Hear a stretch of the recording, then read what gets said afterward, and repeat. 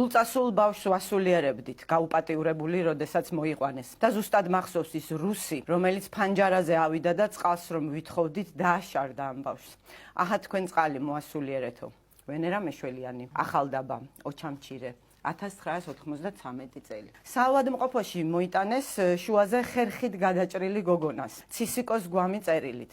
როგორც ეს სხეული არ გაერთიანდება, ისე ვერ გაერთიანებთ საქართველოს და აფხაზეთს, გაგრა. ბავშვებს ხელები და ფეხები გადაუმტრიეს, სარებზე დასვეს. ერთ ბავშვს ტანკით გადაუარეს, ერთი ბავშვი გაატყავეს და ხორცზე წააწერეს.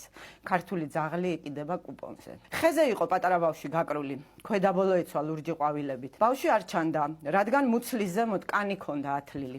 თავისავე ტყავში იყო ბავშვი ჩამხრჩვალი როგორც ჩანს და სხეულს რაღაც მუყაოს ქაღალდი ქონდა მიფარებული და ზედ რუსული ასოებით ეწერა. იყიდება ახალი ქართული ხორცი. ირა კოტუა თვითმხილველი ოჩამჩირე. ბავშვები გაყავდათ გასაუპატიურებლად. 9 წლის ბავშვს 9 მეტრიან მახმა ბოევიკმა კითხა რამდენი წლის ხარო? 9-ისო ჩაილაპარაკა ბავშვმა. მაშინ ადექი უკვე შეიძლებაო. დედა გადაეხვია ამ ბავშვს, არ წაიყვანოთ და მე გამოგყვებითო უთხრა. და ბავშვი დატოვეს. დედა წაიყვანეს. იმ ტყვეობაში ნამყოფი გოგონები და ქალები თავიანთ ჭკუაზე ვერ იყვნენ. საშინელება მაგას სიკვდილის ჯობდა. ღმერთმა ყველა დაიფაროს ამ საშინელებისგან. ახლაც მახსენდება ღამღამობით, როგორ გადავრჩი, როგორ შევინახე ჩემი თავი, ნუცა გიობრელიძე. ეს არის აზემო ათარა სკოლაში 300 ქალი ყავდათ დატყვევებული და ყოველ დღე აუპატიურებდნენ. მეზობელს ჭაქონდა ეზოში და უკითხე წყლიდან რატომ არ იღებთ წყალს მეთქი? დაშრა წყალიო, წყალი კი არ დაშრა. ხალხი ჩაყარეს ჭაში.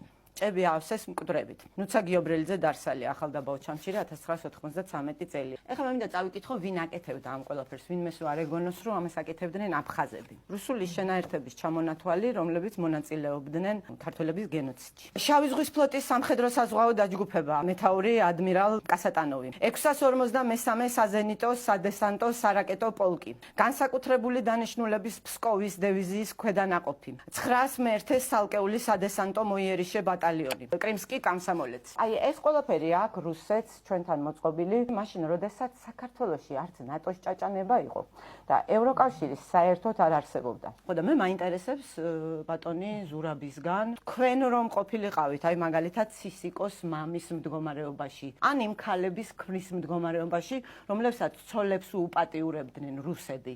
მაშინ როდესაც დასავლეთი არ არსებობდა, საქართველო უბრალოდ დამოუკიდებლობას ითხოვდა და დამოუკიდებელი გახდა. მეტი არაფერს როგორ ვაპირებთ ამ ქვეყანასთან დალაგებას და თუ ეს არ არის თქვენთვის მტრობა, მაშინ რა არის მტრობა? ანუ რამდენი ქალი უნდა გააუპატიუროს რუსეთმა, რომ თქვენ ტრად ჩათვალოთ?